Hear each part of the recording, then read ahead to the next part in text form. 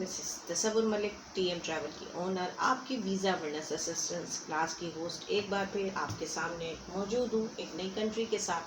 और इस कंट्री के बारे में चूँकि आई होप कि मुझे लगता है कि आज का शो जो है थोड़ा सा तवील हो जाएगा, क्योंकि ये one of the most important countries of the Schengen. नाम इसका है माल्टा। और इसके बारे में मैं आपको सबसे पहले मैं इसका कल्चर, थोड़ी हिस्ट्री भी बताऊंगी, क्योंकि मुझे इस बात की कभी उम्मीद है कि जो हिस्ट्री आज मैं आपको बताऊंगी वो आप में से किसी को भी नहीं नॉलेज होगी या नहीं मालूम होगी। इसके साथ बात होगी history, culture, currency, then work permit, how can you apply work permit, कहाँ से वीज़ा लगता है, कैसे वीज़ा लगता है, और आप किस तरह पहुँच सकते हैं और किस तरह अवेल कर सकते हैं। वैसे तो मेरे पास इस वक्त करंट जो लोग वहाँ काम कर रहे हैं 1 साल के वर्क परमिट पे मौजूद है। पाकिस्तान के लोगों से भी मेरे पास उनकी वीडियो मौजूद है और इंडिया के भी। लेकिन एक्चुअली जैसे कि मैं आपको बता चुकी हूँ कि मैं किसी की भी वीडियो को कानूनी तौर पे बेहतर नहीं समझती हूँ कि उसको जो है वो उस पर मैं अपने यूट्यूब पे शेयर करूं, क्योंकि वो किसी की अमानत होती है। बहरहाल शो का बाकायदा आगाज़ करते हैं और जनाब हम बात करते हैं माल्टा की। माल्टा, तो सबसे पहले हम चलते हैं कि माल्टा के बारे में। माल्टा जो है वो दुनिया में जो जितने छोटे ममालिक है वो शेंजन में भी छोटे ममालिक में आता है, और दुनिया में 45वें नंबर पे आता है छोटे ममालिक में। ठीक है, उसके बाद यूरोप में ये चौथे नंबर का छोटा मुल्क है, लेकिन गुंजान आबाद है। ये मुल्क कहने को छोटा ज़रूर है, लेकिन इसमें आबादी बहुत ज़्यादा है, क्योंकि बेसिकली ये 3 आइलैंड्स पे घिरा हुआ एक मुल्क है। मैंने इसकी बहुत सारी जो पॉइंट्स हैं वो लिखे हुए हैं, इसलिए मुझे बार बार जो है वो पढ़ना पड़ेगा। गोसो, माल्टा और कोमिको, ये 3 आइलैंड हैं जिन पर ये मुश्तमिल है। ये एक छोटा सा जो है वो मुल्क है, और हिस्ट्री में इसके ऊपर कई हुक्मरानों ने, कभी ईसाई ने, कभी मुसलमानों ने, नेपोलियन ने, सब ने इसके ऊपर कई बरस जो है वो हुकूमत की है। और इसमें यहाँ पे अरबियों का भी इन्फ्लुएंस बहुत पाया जाता है। माल्टा बेसिकली इटालियन नाम है। इटली की ज़ुबान में माल्टा के मायने हैं शहद के। तो और इसके झंडे का जो निशान है वो आर्म कोड को शो करता है। 2000 कहते हैं 8 से 10 ईस्वी में जो है वो सदी जो है वो यहाँ मुसलमानों ने भी हुकूमत की। उसके बाद फिर ईसाइयत ने यहाँ पे कब्ज़ा कर लिया दोबारा से, और जो है वो मुसलमानों को यहाँ से खैराबाद कहना पड़ा। यहाँ के ऑफिशियल लैंग्वेज जो है वो माल्टी है, और माल्टी के अलावा जो दूसरी सेकंड ऑफिशियल लैंग्वेज है वो है इंग्लिश। यहाँ की जो सबसे इम्पॉर्टेंट बात है वो ये है कि यहाँ पे इंग्लिश बोली और समझी जाती है। यहाँ पे कोई यहाँ का कलरफुल कल्चर देखने नहीं आता। जो मैं अपनी कंट्री बांग्लादेश और इंडिया की बात कर रही हूँ। हाँ, अलबत्ता दूसरे यूरोपियन यूनियन के जो शहरी होते हैं या अमेरिका कनाडा के आए हुए जो लोग होते हैं वो बेशक यहाँ की टूरिस्ट प्लेस को एक्सप्लोर करने आते हैं और यहाँ की खूबसूरती देखने आते हैं। But basically Pakistani, Bangladeshi, Indian, Nepali और श्रीलंकन और इस तरह से नाइजेरियन, ये जो कौमियत के लोग आते हैं, ये सिर्फ और सिर्फ ज़्यादातर लोग या तो यहाँ रुक के काम करने लगते हैं, या पाकिस्तानियों की अगर हम बात करें, जैसा कि मेरा जो मेन शो होता है वो इंडिया और पाकिस्तान और बांग्लादेश पे ज़्यादा मैं फोकस कर रही होती हूँ।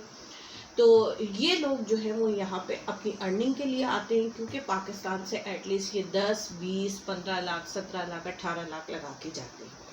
अब ये आगे ये भी मैं आपको बताऊंगी कि ये 10, 20, 15 और 18 लाख क्यों लगते हैं, कहाँ लगते हैं, कैसे लगते हैं, क्या हम इसका वीज़ा खुद अप्लाई कर सकते हैं, क्या इसका वर्क परमिट हमें खुद मिल सकता है, ये सारी बातें कंटिन्यू रहेंगी।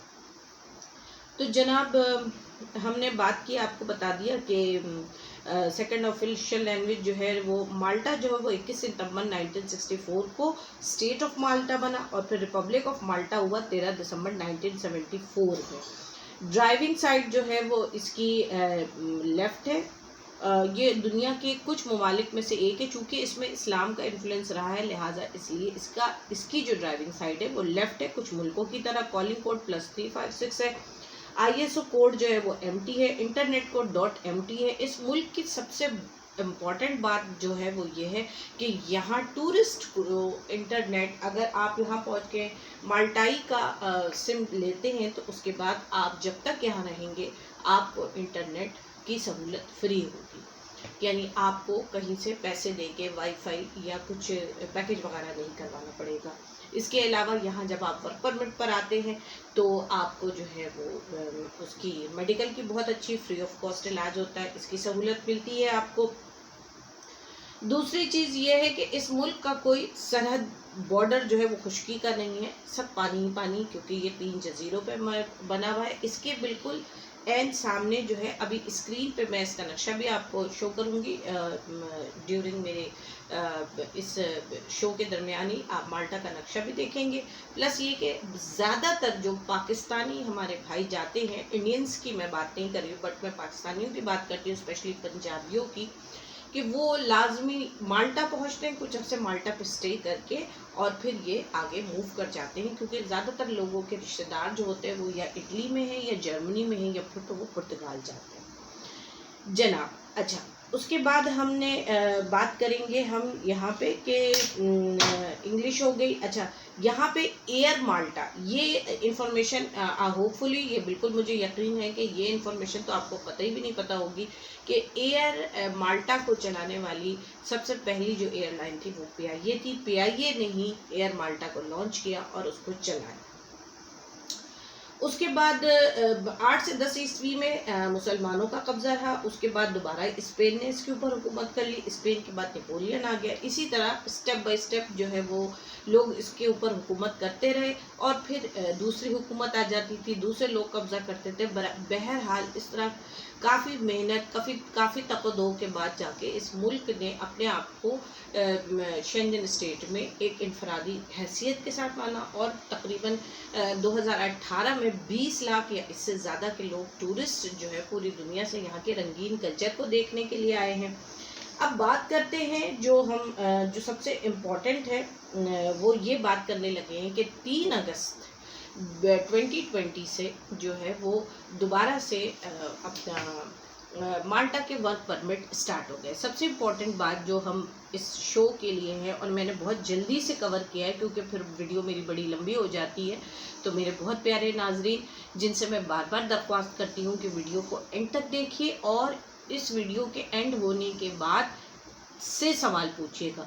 वो सवाल ना पूछिएगा जो मैंने ऑलरेडी बहुत डिटेल में जाके इस वीडियो में आपको समझा दी। तो जनाब बात कर रहे थे कि माल्टा का वर्क परमिट, जी बिल्कुल 3 अगस्त 2020 में माल्टा ने अपना वर्क परमिट जो है वो स्टार्ट कर दिया और जो उसके डिपार्टमेंट्स थे या जहाँ उसको रिक्वायरमेंट थी वो construction, chef, waiter, cleaner, supervisor और डेस्क ऑपरेटर, रिसेप्शन पे जो डेस्क फ्रंट डेस्क जो जॉब होती है वो, इस तरह की जॉब्स की बहुत है यहाँ पे। जॉब तनख्वाह जो है घंटे के हिसाब से मिलती है। करेंसी यहाँ का यूरो है, तो इसलिए यूरो तो आपने अभी देखा होगा कि ड्यूरिंग कोविड-19 ये 210 तक चला गया था पाकिस्तान में और इस वक्त भी अगर कम हुआ है तो वो 192 या 190 तक अभी भी मौजूद है। तो एक बंदे को 6 यूरो से लेकर 7 यूरो, 10 यूरो, 11 यूरो, 12 यूरो आपके काम की वर्क के हिसाब से जो है वो आपको घंटे के हिसाब से आपकी जो है वो पेमेंट की जाती है और जो कि तकरीबन पाकिस्तानी 1.5-2 लाख रुपए आपको खाने पीने के बाद, घूमने फिरने, खाने पीने तमाम आपने अपने अखराजात बेयर कर लिए, उसके बावजूद भी आप 1.5-2 लाख रुपए पाकिस्तानी जो है वो पाकिस्तान में भेज सकते हैं और इंडियन और बांग्लादेशी इसी हिसाब से भेज सकते हैं। अगर मेहनत तलब काम करने के लिए आए तो कंस्ट्रक्शन का काम अगर आप करते हैं तो इसमें आप तकरीबन 2600 यूरो तक भी कमा सकते हैं अगर मेहनत करने पर आए तो। अच्छा, अब बात हो रही है कि वर्क परमिट पे ये सारे डिपार्टमेंट 3 अगस्त 2020 से खोल दिए गए हैं। ये वो वाहिद मुल्क है शेंजन, तमाम शेंजन स्टेट में जिसमें पूरी यूरोपियन यूनियन ने इस मुल्क को इनाम दिया है, मेडल दिया है कि इसने कोरोना को बढ़ने नहीं दिया, कोरोना पे को अपने ऊपर गालिब नहीं होने दिया। यहाँ कोई डेथ कैजुअल्टीज़ नहीं हुई है। बिल्कुल कोरोना के पेशेंट जो हैं वो आए ज़रूर है लेकिन इनके कहने के मुताबिक इनके मुल्क में किसी तरह की कोई कैजुअल्टी नहीं हुई है। वहाँ अभी भी SOPs के साथ तमाम चीज़ें खुली हुई हैं, और कुछ SOPs और कुछ मुकर्ररा वक्त के बाद जैसे वो है मॉल्स है, बार है, होटल्स है, रेस्टोरेंट्स है, वो बंद कर दिए जाते हैं। अच्छा, यहाँ पे कोई बहुत शदीद ठंडा मुल्क नहीं है ये, तो इस वजह से लोग यहाँ पे बहुत आरामदेह तरीके से रहते हैं। अब बात करते हैं कि पाकिस्तानी जो है वो टूरिस्ट वीज़ा या वर्क परमिट किस तरह अप्लाई कर सकते हैं। पाकिस्तान में लाहौर में इसकी ऑर्डिनरी कॉन्सुलेट जनरल